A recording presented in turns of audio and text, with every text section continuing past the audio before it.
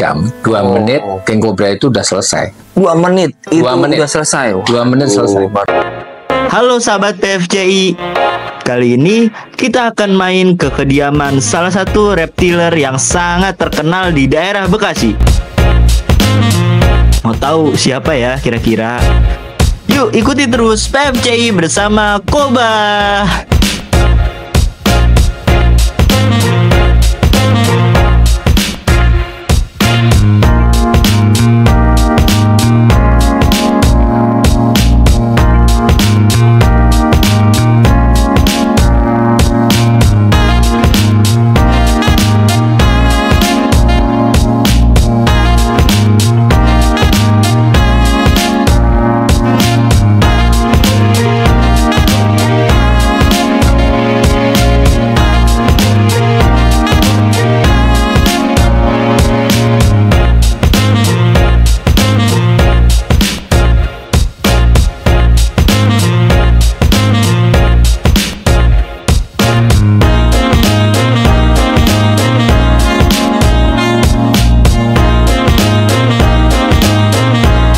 Beliau merupakan salah satu penemu serum bisa ular yang cukup paten loh di Bekasi. Bukan hanya di kota Bekasi loh, banyak ilmuwan-ilmuwan asing yang mampir ke sini juga untuk mempelajari bagaimana cara beliau dalam membuat serum untuk bisa ular high venom. Seperti ular King Cobra, kemudian Rhodostoma, dan berbagai macamnya guys.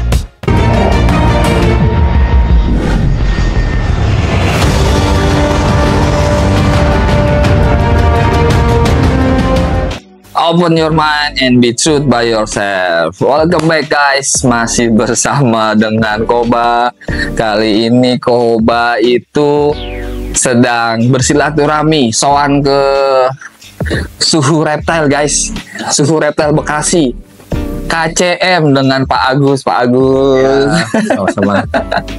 Ini kita berkunjung ke tempat Pak Agus ya kan. Kita silaturahmi ya Pak Agus ya. Ya. Karena memang PFCI ini saya terutama emang sebenarnya itu udah lama Pak pengen main ke sini ya kan. Ya. Sambil kita lihat koleksinya Pak Agus dong guys. Wah, luar biasa guys. Banyak banget. Jadi boleh dong Pak ya, saya tanya-tanya sedikit ya Pak ya. Siap. KCM ini singkatannya apa Pak?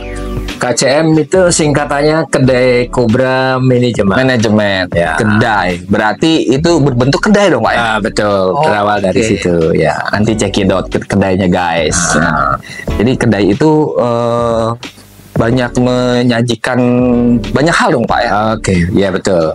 Jadi karena kedai ya kita bentuk semacam resto juga ya.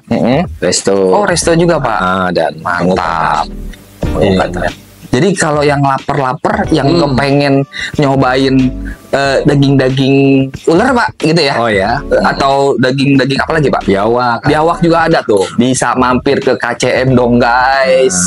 Yang kepengen, yang kepo, silakan. Ada di sini nih. Nanti dilihat nih.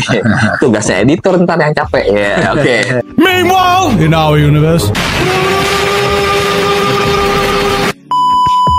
Jadi KCM ini sudah berdiri berapa lama nih Pak? Sebenarnya kalau untuk Kedai Cobra dulu berawal ya. Kalau Kedai Cobra kita dari tahun 2007. Oh, jadi kedai Cobra ini dari 2007. Nah, terus kemudian KCM itu 2013. Oh, bedanya kedai Cobra dengan KCM apa Pak? Berbeda. Iya, Berbeda manajemennya. misinya. Oh, misinya berbeda. Oke. Kalau Kedai Cobra itu misinya bikin perut kenyang. Bikin perut kenyang, kedai Ya. Cobra. Oke. Apa namanya, pengobatan beberapa macam penyakit kulit terutama Oke. ya. Itu karena bahan utamanya kan kobra. Cobra. Ada intisari yang di dalamnya lah ya Iya, Pak ya. betul. Cobra lah intinya Betul. gitu guys. Betul. Jadi kalau kedai Cobra itu lebih ke mengenyangkan ya Pak ya. Betul. Resto. Lebih memuaskan Ya. isi perut nih Pak ya. Betul sekali. Nah, kalau KCM ini lebih ke manajemen. Ya, jadi manajemen dari KCM ini lebih cenderung ke edukasi Edukasi, kemudian evakuasi. Dan Oke. apa ya? Ya, dua itu yang paling pokok, sama mungkin snack show ya. mungkin Tambahannya. sama ya. Main shopnya atau kegiatannya. Dan edukasi sosialisasi tentunya ya Pak ya. Betul. Betul.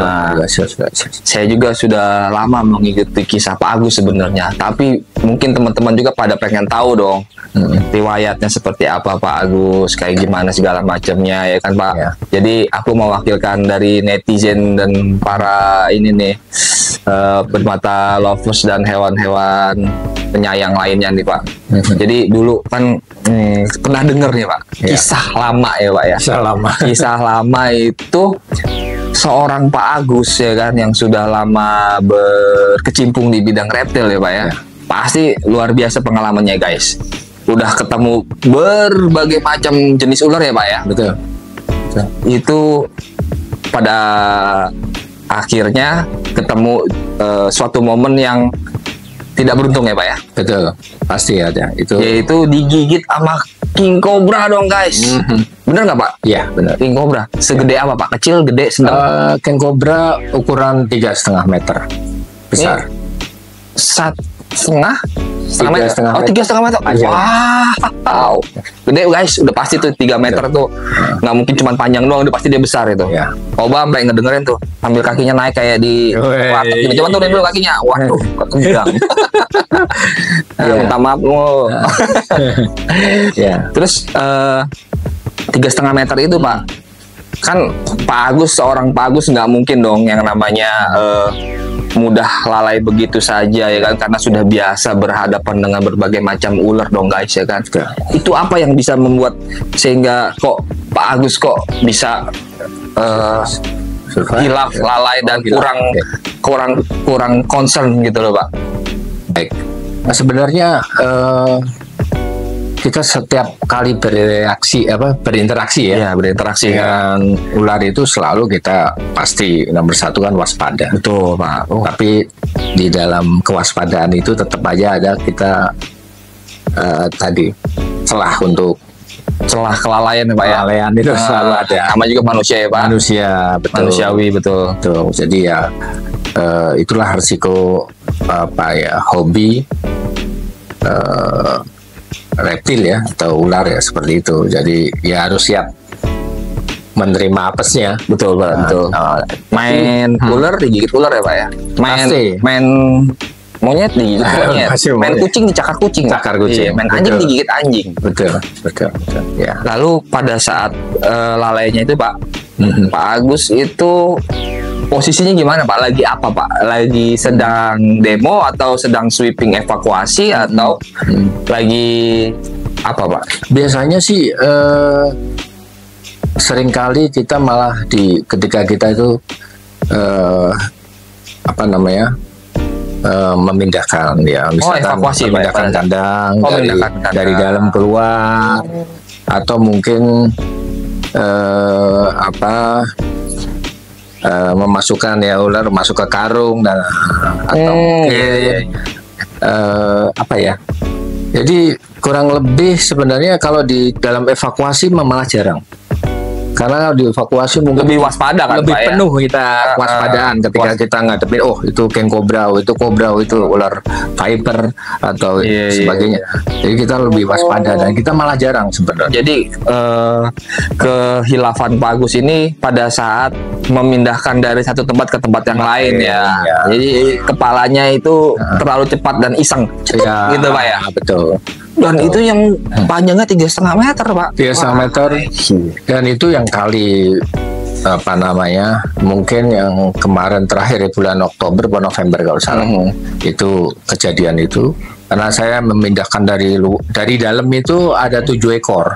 Ada 7 ekor. 7 ekor karena di dalam itu panas sehingga king cobra itu nggak mau makan, stres kalau terlalu panas ya Pak ya. Kemudian kita pindahkan ke tempat yang lebih dingin, agak lebih nyaman ya Pak ya. Betul. Jadi kita pindahkan satu-satu. Yang terakhir kali yang terakhir kali itu malah. Terakhir kali kita masukkan langsung nanti gitu. Nah, jadi mungkin kawan-kawan sahabat animal lovers mungkin belum tahu nih kalau Pak Agus itu punya king cobra tuh gede banget, ya kan? Ya beda-beda tipis sama Graga lah, ya kan? Ya masih adanya Graga ya Pak ya. Iya, dan itu gede banget guys. Itu luar biasa itu ngeri banget Pak ya. Betul. Jadi konon katanya Pak, ini mungkin kawan-kawan animal lovers pada pengen tahu juga Pak, apakah king cobra ini itu kan dia bisa diambil racunnya tuh Pak ya? betul. Tapi nggak boleh dihabisin ya Pak ya? Kalau dihabisin katanya ada efek dampak, dia bisa sekarat atau dia kehilangan nyawa atau gimana Pak? Oke. Kalau untuk keperluan kita terbuka aja ya, itu edukasi ya. Jadi kalau untuk keperluan membuat serum itu tidak perlu kita ini, dan kita cukup secukupnya aja. Ya, Pak. Jadi nggak sampai tiris ya, karena kan nggak sampai tiris, dan memang kita belum pernah mengalami pengalaman yang tadi sampai mungkin mengandung ini mengandung itu enggak. Tapi kita secukupnya aja. Oke. Itu jadi ya aman-aman saja lah. Aman-aman aja Pak ya. Oke Pak, jadi kawan-kawan ini sebenarnya pada pengen tahu nih Pak, karena semua udah nyohor juga sih Pak, semua orang udah tahu, khususnya di daerah Bekasi. Kalau orang Bekasi udah pasti tahu di mana saat Arjen membutuhkan jasa Pak Agus ya kan, tapi mungkin yang di luar Bekasi ini nggak tahu, makanya hubungin KCM. Jadi beberapa mungkin ada yang nggak tahu juga Pak, kalau amit-amit ya Pak ya, jangan sampai kita digigit ular yang berbisa gitu, viper ataupun king cobra ya kan. Tapi kalau sudah tergigit ya amit-amit jangan sampai, kalau sudah terlanjur ya jangan lupa ya hubungin Pak Agus. Pak Agus bisa membantu, bisa memberikan jasa ya Pak ya, karena Pak Agus juga menyediakan serum ya Pak ya. Sabu, serum anti bisa ular. Waduh, sabu. Sabu, bukan sarapan bubur. Iya. Serum anti bisa ular. Dan ini sudah teruji dengan pengalaman ya. Maksudnya langsung tes kis ya Pak ya. Begitu ada korban kegigit, waktu itu ada 2 orang anak, cerita sedikit. 2 orang anak remaja tergigit, satu di pahanya, temennya tergigit di tangannya karena menolong digigit lagi. Jadi 2 orang. Iya. Ketika kejadian jam 2:30 sore, kemudian telepon saya bilang harus diimobilisasi seperti ini. Takutnya salah, nggak sampai 2 jam, 2 menit king cobra itu udah selesai. 2 menit itu udah selesai. 2 menit selesai. Ngeri kan guys. 2 menit selesai. Karena kenapa saya bilang 2 menit selesai? Saya lihat sendiri. Saya menghitung dengan jam sendiri. Korban di depan saya. 2 menit Pak. King cobra itu cukup 2 menit. 2 menit itu udah istilah kata udah tinggal angetnya aja, jantung udah nyep tuh jantung tuh Pak ya.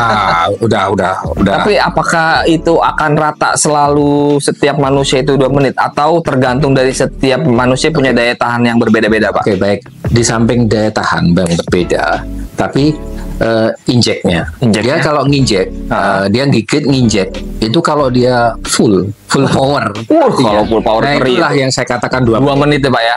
Tak gitu, itu 2 menit. Kalau taring 2 gigitan kering, kalau basah kan biasa keluar darah, masih sedikit aman ya Pak. Tapi kalau sampai nggak keluar darah, kalau kering, itu yang bahaya ya Pak. Malah bahaya. Jadi, karena itu langsung injek. Kalau nggak salah ya Pak, kalau udah kegigit begitu sampai nggak keluar darah, berarti itu sudah terdorong dengan racun yang masuk ya. Jadi sehingga si darah itu tidak bisa keluar, terdorong sama dia ya Pak ya. Itu yang full power tuh ya.